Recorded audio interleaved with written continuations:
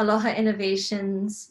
I am here to help clarify and provide some explanation regarding the decision of the Department of Education to continue to keep school campuses closed for the remainder of this school year.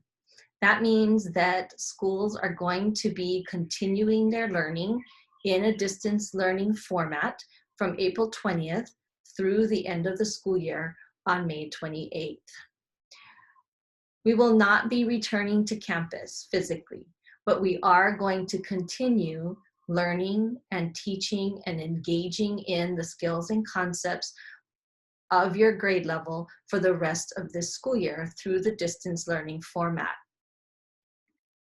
It's important now that we know that this is the way that we are going to proceed for the rest of this current school year, and to be able to put together tools and strategies in order for students to be able to take advantage of the learning and instruction that will be provided for the rest of this school year. Students are not going to be able to repeat their current grade.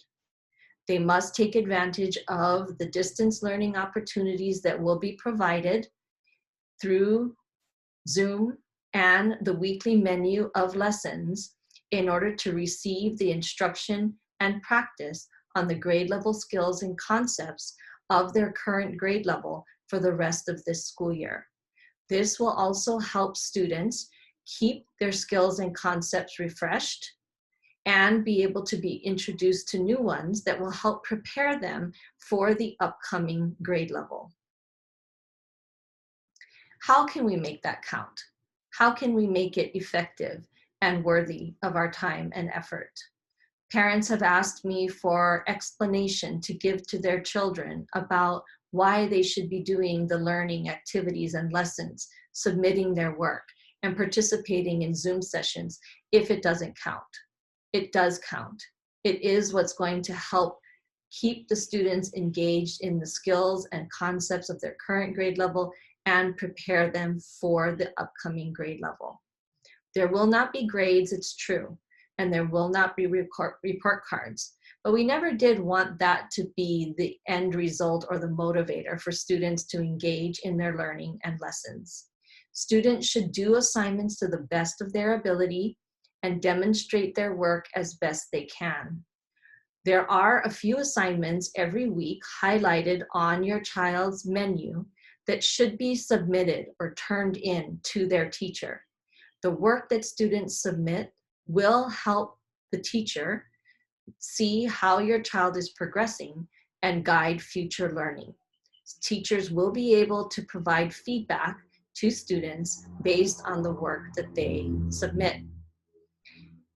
The menu activities and Zoom sessions will provide instructions, examples, and practice for the skills required of your child's grade level and prepare them for the next grade level.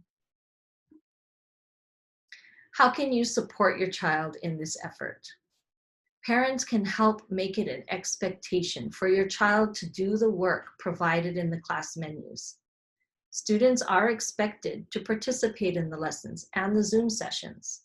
The Zoom sessions will provide instruction and demonstration, and the lessons will provide practice and feedback. Teachers are more than willing to help be the leverage or the accountability factor for your children if you need assistance in helping to create this expectation for your child. We're going to offer you 3 tools or strategies to make this phase of the rest of the school year effective, manageable, and productive. The first is that you create a schedule that works for your family circumstance. Again, we want to be clear that we understand that there are families in many different circumstances who have many things to juggle, and we ask that you make this schedule accommodate the circumstance you find yourself in.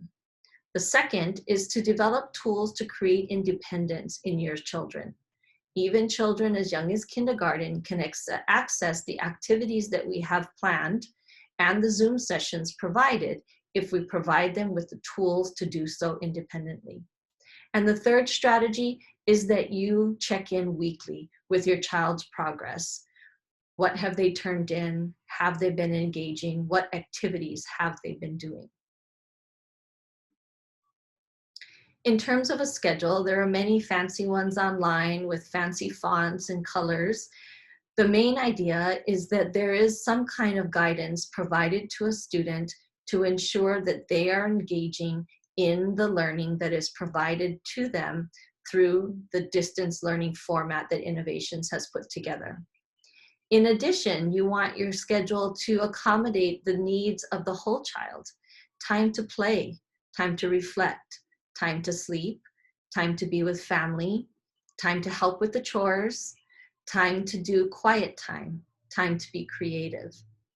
There are 3 elements that are important in the Innovations learning framework that we ask that you consider scheduling into your schedule.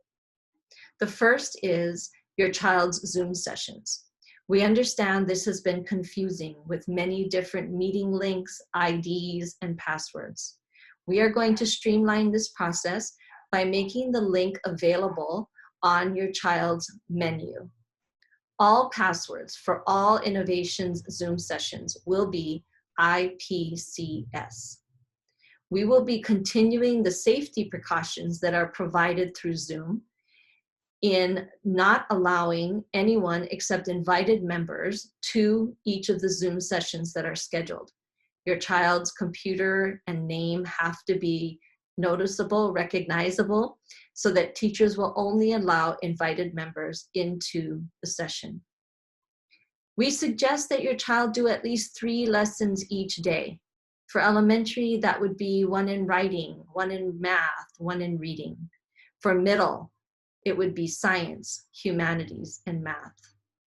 We also suggest doing at least 1 enrichment activity each week. Our resource teachers have worked hard to provide both offline and online and interactive activities for students to be able to learn the disciplines of the art, music, drama, PE, and electives that have been provided. Design the schedule to meet your family's needs and circumstances. These are the 3 components that we feel would be beneficial to include in those schedules. Here is an example of a primary child schedule with wake up time and screen time and time for devices and times for exercise, times for creativity, lunch, and such. If you have many children at Innovations, another suggestion is creating a schedule that aligns each day for each of your children so they know when their Zoom meetings are and select a menu activity they're going to do each day. Then there can be common snack and play times, lunch times, quiet times, reading and writing, outside play, and exercise. So, in terms of parent support, we ask for 3 things. One is that you provide your child with a weekly menu. That can be downloaded from our school website or from your child's class dojo. Schedule some expectations with your child. Determine how much they should accomplish each day and provide them with a schedule that allows them to be able to meet those expectations. And as mentioned before, check in weekly. Each week, doesn't have to be each day, doesn't have to be for each activity. Please check on your child's work. Have they showed you the work they've turned in? We're not expecting you to grade it or assess it, but just ensure that they have submitted it to their child's teacher. For the elementary schools, these assignments will be highlighted on your child's menu. For middle school, it is the same as it always has been. Go to the Google Classroom and check your child's grades tab.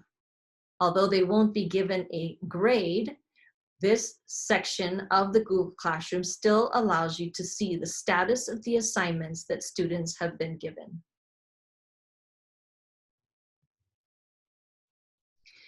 As mentioned earlier, with trying to juggle so many different parts of our day now that we are in the stay-at-home orders, it's important that you can work to help your child develop independence.